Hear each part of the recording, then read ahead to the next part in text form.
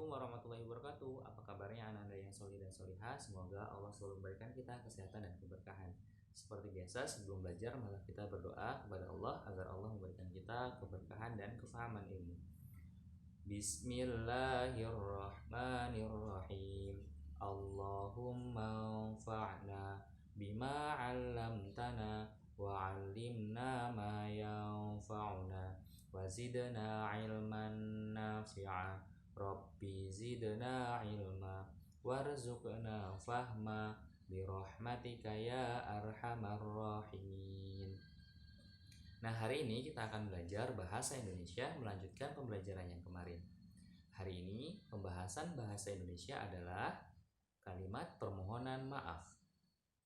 Nah, pernah nggak Ananda yang solih dan solihah melakukan sebuah kesalahan?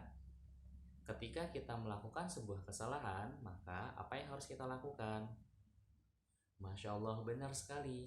Yang harus kita lakukan adalah meminta maaf. Apabila kesalahannya kepada manusia, maka yang harus kita lakukan adalah meminta maaf. Jika kesalahan kita kepada Allah, maka yang harus kita lakukan adalah bertobat dan beristighfar. Nah, kita akan membahas bagaimana caranya kita sebagai manusia meminta maaf dengan baik dengan bahasa yang baik atau bahasa yang santun.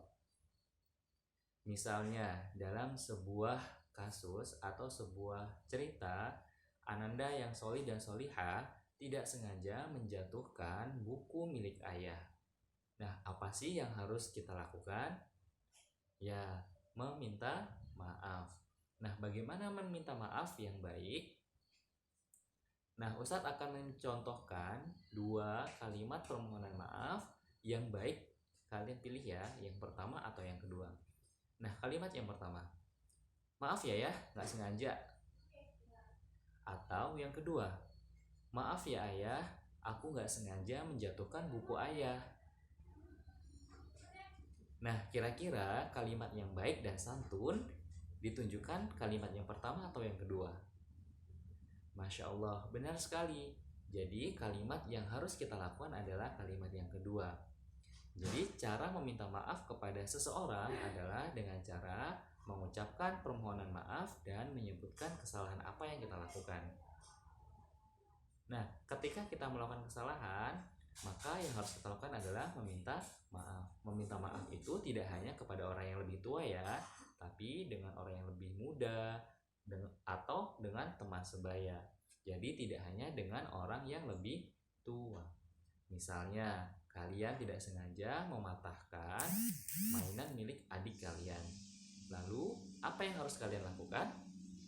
Ya, yang harus dilakukan adalah meminta maaf walaupun itu adalah mainan milik adik. Kita sebagai kakak harus meminta maaf kepada yang lebih muda. Contohnya, maaf ya adik, kakak mematahkan mainan adik. Ya, jadi bukan maaf ya dik. Ya, jadi tidak seperti itu, tapi diucapkan dengan santun dan sebutkan kesalahannya. Maaf ya adik, kakak tidak sengaja mematahkan mainan adik. Seperti itu ya, cara meminta maaf ketika kita melakukan kesalahan. Nah, kalian bisa berlatih dengan orang tua kalian cara meminta maaf.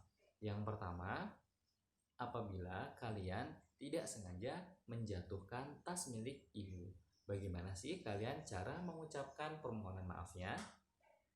Yang kedua, kalian tidak sengaja menumpahkan minum milik teman kalian. Lalu bagaimana sih cara Ananda yang solih dan solihah meminta maaf kepada teman kalian? Dan yang ketiga, kalian tidak sengaja menjatuhkan barang milik adik kalian. Bagaimana cara meminta maaf kepada adik kalian?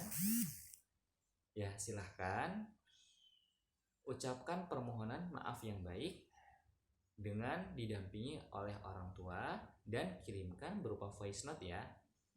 Ustadz tunggu hari ini, semoga apa yang Ustadz sampaikan bisa bermanfaat. Dan ketika kita melakukan kesalahan, maka yang harus kita lakukan adalah meminta maaf.